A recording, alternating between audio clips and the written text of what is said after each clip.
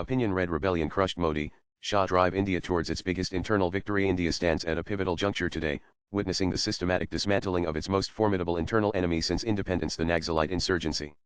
For decades, this violent Maoist rebellion has cast a long, dark shadow across vast swathes of our nation, particularly the mineral-rich Red Corridor, choking development, terrorizing communities, and challenging the very writ of the Indian state. In recent months, the Narendra Modi government has intensified its hunt for Naxal extremists, killing about 300 insurgents this year alone. Last week came news of security forces in Chhattisgarh successfully eliminating Nambala Keshav Rao, alias Busvarju. This has served as a body blow to the Naxal movement as a whole, which now faces a multi-pronged crisis including the elimination of its top leader. For perspective, this is the first time in over 3 decades that the fountainhead of the Naxal movement off General Secretary rank has been killed.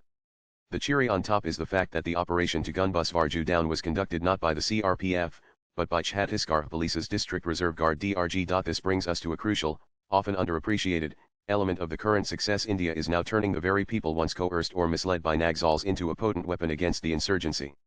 The DRG, largely composed of surrendered Naxals and local tribal youth who possess an intimate understanding of the terrain and the enemy's tactics, has become the vanguard in anti-Naxal operations across the treacherous Bastar region.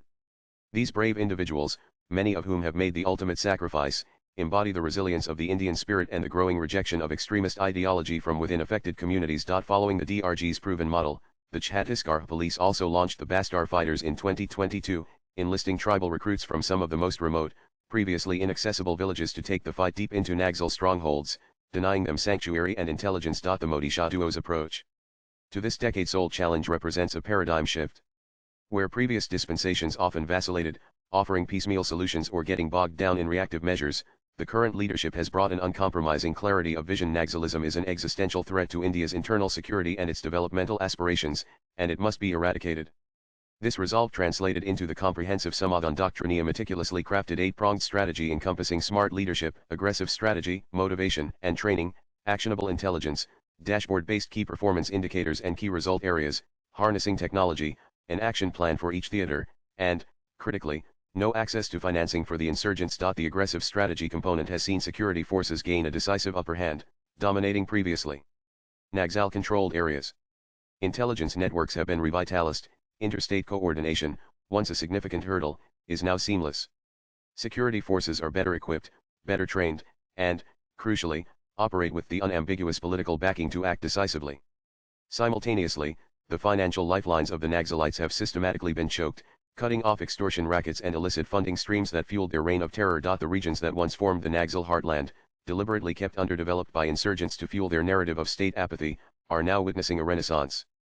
Thousands of kilometers of new roads are being laid, piercing through dense forests to connect isolated hamlets to the national mainstream. Mobile towers are mushrooming, breaking the information blackouts imposed by Naxals and empowering citizens with connectivity. Schools, healthcare centers, banks, and skill development institutes are reaching the doorsteps of tribal communities, offering tangible pathways to a better life. There was once a time when over 200 districts, about a third of India, was controlled by Naxals. Today, that number has shrunk to just 6 districts, and in the months to come, these will be rid of the Naxal menace too. For far too long, this was India's ignored war, a festering wound that allowed extremist ideologues to hijack the grievances of marginalized communities and wage war against their own nation. Swipe left for next video. PM Modi and Home Minister Amit Shah's leadership has dragged this conflict out of the shadows, confronting it with unwavering determination. The top duo realizes that India's ambitious journey towards Amrit Kal, becoming a developed nation by 2047, would remain a distant dream if its internal security was constantly undermined. The vast mineral wealth of the Red Corridor, essential for India's industrial and economic growth, could not remain locked away due to violence.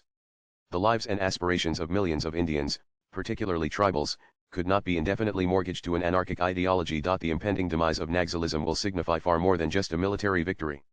It will embody a victory for Indian democracy, a reaffirmation of state legitimacy, and a powerful statement that the Indian Republic can correct historical wrongs, reclaim its lost territories, and even turn yesterday's insurgents into today's defenders of peace. Latest blogs.